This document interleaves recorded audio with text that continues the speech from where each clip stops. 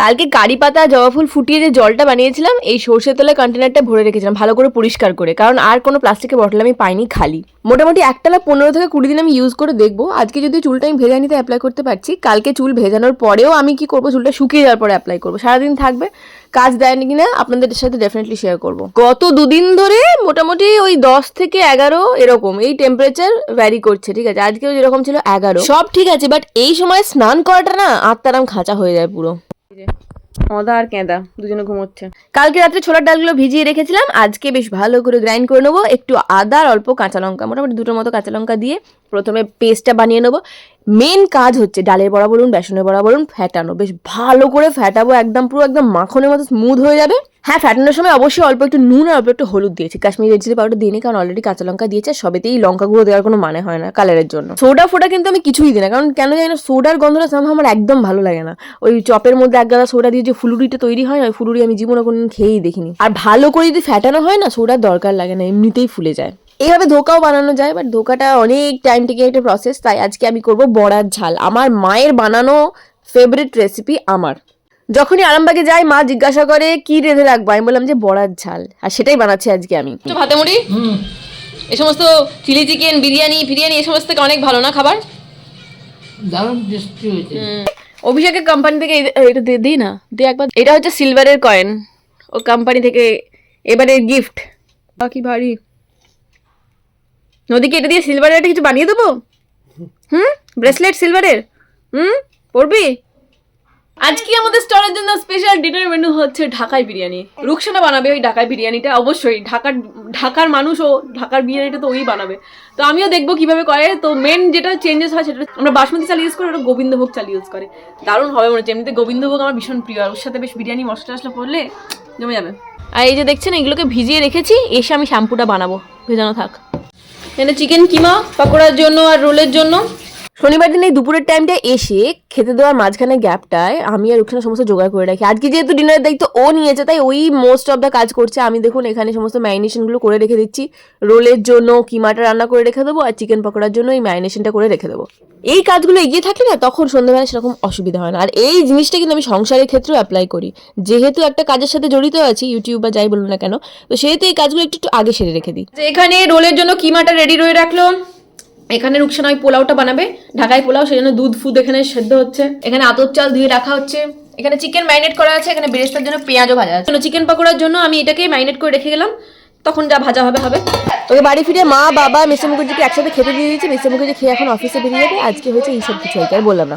ভাত খেয়ে উপরে চলে এসেছি, এখন এই পার্সেলটা খুলবো। এই পার্সেলের মধ্যে আমার ভীষণ প্রিয় একটা জিনিস আছে, সেটা হচ্ছে আচার। ইয়েস, অনেকদিন ধরে মনটা আচার আচার করছিল, অ্যামাজন থেকে আনালাম। কোথায় গেল রে ভাই, কোনটা দিকে খুলবো, খুলতে পারছি না। ওপেন, এইটাই ওপেন। হ্যাঁ, এই হচ্ছে আমার আচার। দাঁড়ান, বাবা বেশ ভালোই প্যাক করেছে তো।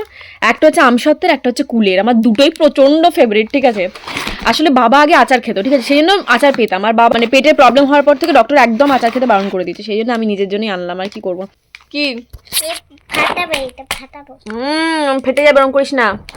এই যে নদীকে রেডি করিয়ে দিয়েছি, ওরা যে ক্যারাটে ক্লাস আছে স্যাটারডেতে আমাদের জুম্বা বন্ধ, ওদের ক্যারাটে। ওদের যদি 4টে থেকে ক্লাস বা 3টে থেকে, আমি এখন রুকসানার বাড়িতে যাচ্ছি, গিয়ে দেখি ও কি করেছে না করেছে, আর আমিও কিছু আমার কাজটা গিয়ে রাখবো। আজকে স্ন্যাক্সের দায়িত্ব আমার, আর ডিনারের দায়িত্ব হচ্ছে রুকসানার। তো সেই জন্যই আমি একটু চাপ মুক্ত আছি, ডিনারটা ও করবে। আর এখন যাবো, দেখবো কি হচ্ছে না হচ্ছে, তারপর মোটামুটি 4টে বাজলে ও চলে যাবে ক্যারাটে ক্লাস, আর আমরা রান্নায় লেগে যাবো। আচ্ছা, এখানে কি বলে ঢাকাই বিরিয়ানি রেডি।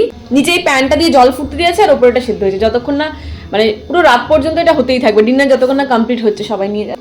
আপনাদের একটা রূপটা দেখিয়ে দিই, এটা পুরোপুরি হোয়াইট একটা পোলাও কাইন্ড অফ বিরিয়ানি বলতে পারেন। দারুণ গন্ধ ছেড়ে গেছে অলরেডি। এই যে হচ্ছে এখনো ভাবে। ইয়ে ফাইনালি আমার শাড়ি চলে এসেছে। ও মুখার্জি এখানে হয়ে গেছে তো মোটামুটি। একটু পরে এসে আমি সন্ধ্যে ফন্ধে দিয়ে এসে এই যে চিকেন ফিকেন গুলো ইয়ে করে দেবো, মানে পকোড়া টকোড়া ভাজতে শুরু করবো। এখন যাই বাড়িতে। লাইফে সমস্ত ধরনের শাড়ি পরেছি, বাট এই সিকুইনের শাড়ি না একদম পরিনি। এটা একটা নিলাম নাইকা ফ্যাশন থেকে। বাতাবি লেবু গাছটা বড্ড ফাঁকা ফাঁকা লাগছে রে, কি সুন্দর একটা ঝুলেছিল। সেটা তো বলছি, একটা বড় ঝুলেছিল বেকার। বাচ্চারা সব আর্টস ফেলা শিখেছে, সব প্র্যাকটিস হচ্ছে এখন। ভয় পাচ্ছে। Good, very good. এবারে হাত কাছে নিয়ে এসো, একা একাই উঠবে তুমি, যেভাবে উঠেছিলে। ওঠো, হাতে জোর দাও। ওঠো ওঠো ওঠো ওঠো। এক হাতে নয়, দু হাতে আমি বললাম। আস্তে আস্তে, দেখলেই একা একা পারবে না। Very good, very good. Good.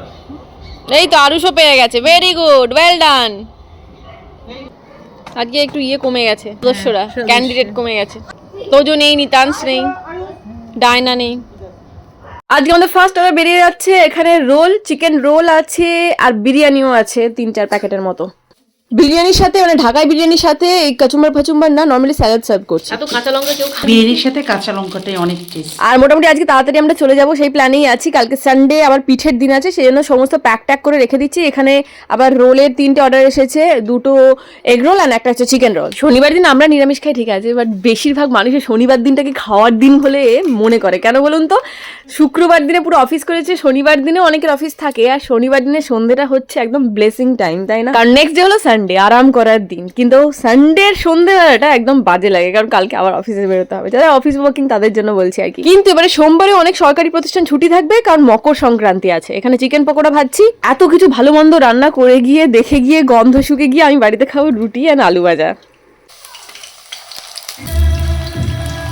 এখানে কাজ মোটামুটি খতম। এরপরে শুধু আমরা বন্ধুরা মিলে গল্প করবো, জমি আড্ডা। এখানে একজন লুকিয়ে বসে আছে, আমাদের বিজনেস শেষ আর আমরা লেপের ভেতর ঢুকে বসে আছি, গল্প করছি। এই রুকসানার এই সোয়েটারটা এত নরম আর গরম, আমার মনে হচ্ছে হাতটা এখানে ঢুকিয়ে দিয়ে দেয়। বাপরে, হ্যাঁ এই ব্ল্যাঙ্কেটটাও গরম। আমি যেদিন বিশাল এক্সস্টে থাকি, কি বলি বলতো, ওখানে রান্না করতে করতে এটা নিয়ে শুয়ে পড়ি সেখানে। আমাকে দে একবার দে, আমি টার্গেট ফিক্স করবো কিরকম করে। কোথায় গেল? Fire discount, fix discount, target fix. আমাদের গার্ডেনে হলুদ, না আমাদের গার্ডেনে হলুদ। যদি হলুদ মেখে আরো ফর্সা হতে চাস তাহলে এটা নিয়ে। ওকে, ওখান থেকে চলে এলাম, মোটামুটি সমস্ত কাজ জান। আমরা আজকে বেশ অনেকক্ষণ ধরে জমিয়ে গল্প করেছি। আমরা 3 মূর্তি আবার আজকে এক হয়েছিলাম, আমি রুকসানা শাহানা, খুব ভালো জমিয়ে গল্প করলাম। বেশিরভাগই ভূতের গল্প হয়েছে, ঠিক আছে? কার কি ভূতের এক্সপিরিয়েন্স এগুলো শেয়ার করছিলাম। আর হ্যাঁ, আসার সময় 2 প্যাকেট বিরিয়ানি আমি তো নেবো বলেছিলাম, কারণ ঢাকায় বিরিয়ানি আমি কোনোদিন খাইনি, খাওয়ার ইচ্ছা আছে। গোবিন্দভোগ চাল দিয়ে, এমনিতে গোবিন্দভোগ চাল আমার ভীষণ প্রিয় একটা জিনিস, আমার আর মায়ের দুজনেরই। তো মিস্টার মুখার্জি এমনিতে চিকেন ভালোবাসেন, ও বললাম আমি নেবো না। কাল আর বাসি বিরিয়ানি কিরকম হবে না হবে। আর বাবা গোবিন্দভোগ চালের কিছুই খায় না, না ভাত না কিছু, মানে গোবিন্দভোগ চালের গন্ধটাই বাবার পছন্দ নয়। আমার জন্য 1 প্যাকেট আর মায়ের জন্য 1 প্যাকেট কালকে নিয়ে এসেছি, মানে আজকে নিয়ে এসেছি, কালকে গরম করে খাবো, ঠিক আছে?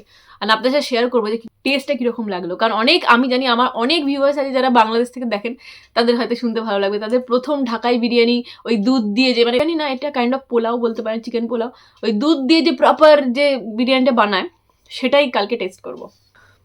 কালকে একটু ফোন দেবো, একটু টেস্ট করবে। বন্ধু শুয়ে পড়েছে, আমি ইচ্ছে করে শুতে বললাম।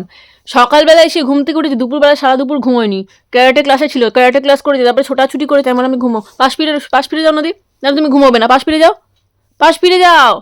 আচ্ছা, সকাল থেকে বলছিলাম আপনাদেরকে যে শ্যাম্পু তৈরি করা দেখাবো ন্যাচারাল ওয়েতে। এই যে রিঠা, আমলা, শিকাকাই 3টেই খুব ভালো করে ভিজে গেছে। এরপরে যে জলটা দিচ্ছে, মোটামুটি ওই যেরকম কনসেপ্টে করে আর কি, ওই 1 লিটার জলকে ফুটিয়ে 1/2 লিটার করতে হবে, ঠিক আছে? তো আমি এইটাকে এই জলটার মধ্যে ঢেলে দিচ্ছি। এবার এটাকে ফোটাতে হবে। অলরেডি হালকা ঝাঁক, মানে হালকা ফেনা ফেনা এসে গেছে, যত ফুটবে তত বেশি ফেনাটা হবে। আর এর মধ্যে দেখছেন এই অ্যালোভেরার মেথি দানা, এগুলো মিক্স করে দেবেন। আর এর মধ্যে জবা ফুলের পাতাও দেয় বা জবা ফুল দেয়, আমার কাছে এখন কোনোটা অ্যাভেলেবেল নেই আর রাত্রিবেলা তুলতে যেতে পারবো না, তাই এটা দিয়েই করছি। আগেকার দিনে যখন মানুষদের শ্যাম্পু বা সাবান এগুলো মানে ছিল না আর কি, ইভেন আমাদের মায়েদের সময়ই বলছি, মায়েরা বলতো যে প্রচন্ড এক্সপেন্সিভ, মায়েদের কেনার সেরকম ক্ষমতাও ছিল না। মায়েরা কি করতো, যে গঙ্গা মাটি হয় না, এঁটেল মাটি, গঙ্গা মাটিগুলোকেও গায়ে ঘষে গা পরিষ্কার করতো। আর এই রিঠা ফলগুলোকে মাথায় ঘষে, ভিজিয়ে ফুটিয়ে মাথায় ঘষে শ্যাম্পু করতো। তারপরে বাটি সাবান ছিল না, বাটি সাবান যেগুলোকে জামা কাপড় পরিষ্কার করার কাজে লাগতো, ওই সাবানও মায়েরা গায়ে মেখেছে। মা বলতে শুনতে, আর মানে ময়েশ্চারাইজার মানেই ছিল মায়েদের কাছে নারকেল তেল কেনার পয়সা ছিল না, সর্ষের তেল আর না হলে খুব যদি মানে খুব টাকা পয়সা বেঁচে গেছে তাহলে একটা বোরলিন কিনতে পারতো। এটা ভালো করে ফোটাতে হবে, যখন দেখবেন টকবক করে ফুটছে, মোটামুটি 15 থেকে 20 মিনিট ধরে ফুটবে, নিজেরাই বুঝতে পারবেন যে হয়ে গেছে কি হয়নি। যে দেখুন কি সুন্দর ঝাঁক চলে এসেছে অলরেডি, দেখছেন কিরকম ফেনা হচ্ছে, পুরো ভরপুর ফেনা হয়ে গেছে অলরেডি। বেসিক্যালি এই রিঠাটাতেই ফেনাটা হয়ে যায়, ঠিক আছে? বাকি অন্যগুলো দেওয়া যে চুলের মানে ওই ময়েশ্চার ব্যালেন্সটা ধরে রাখবে, বেশ সুন্দর সিল্কি টিল্কি বানাবে, আমলা, শিকাকায় নারিশমেন্ট দেবে, এই জন্য এগুলো দেওয়া। অ্যালোভেরা, শ্যাম্পু তো রেডি হয়ে গেছে, বাট এখন এটা কন্টেনারে ভরতে পারবো না, কারণ ঠান্ডা হবে। তারপরে মোটামুটি কালকের আমি ভরে নেবো।